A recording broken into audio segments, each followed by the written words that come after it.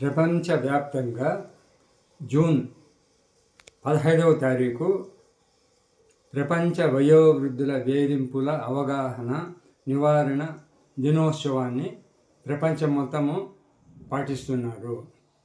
మొట్టమొదట ఈ యొక్క ప్రపంచ వయోవృద్ధుల సమస్య అనేటువంటిది ఒక స్వచ్ఛంద సంస్థ ద్వారా ప్రారంభమైనది.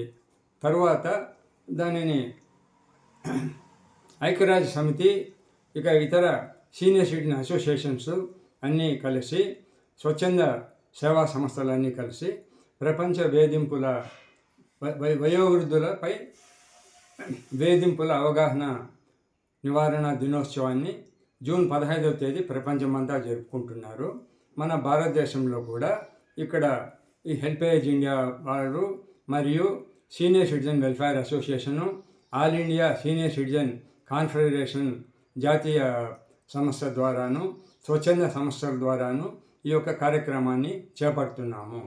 ముఖ్యంగా వయోవృద్ధులపై వేధింపులు అనేటువంటిది మానసికంగా, శారీరకంగా, భౌతికంగా మరియు ఆర్థికపరమైనటువంటిది ఈ యొక్క వేధింపుల్లో జరుగుతూ ఉండేటువంటిది.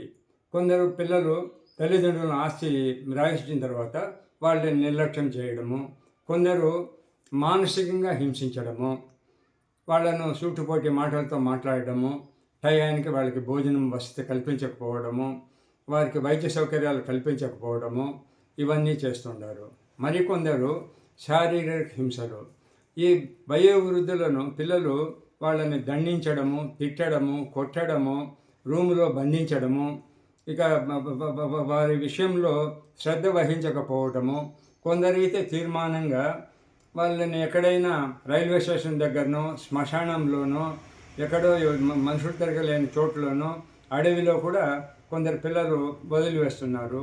ఈ విధంగా వయోవృద్ధులపై వేధింపులు అవగాహన నివారణ దినోత్సవాన్ని ప్రపంచమంతా జరుపుకుంటుండే శుభ సందర్భంలో భారతదేశంలో ఆంధ్రప్రదేశ్లో అన్నమయ్య జిల్లాలో జిల్లా హెడ్ క్వార్టర్ అయినటువంటి మదనపల్లిలో మేము Andhra Pradesh senior citizen welfare association తరఫున ఈ యొక్క వయోవృద్ధుల వేధింపుల అవగాహన నివారణ దినోత్సవాన్ని జరుపుకుంటున్నాము. ఈ కార్యక్రమంలో ఆంధ్ర రాష్ట్ర ముఖ్యమంత్రి, జాతీయ స్థాయిలో ప్రధానమంత్రి, ప్రపంచ స్థాయిలో ఐక్యరాజ్య సమితి మాకు సహాయ సహకారాలు అందిస్తున్నందుకు వారికి ధన్యవాదాలు.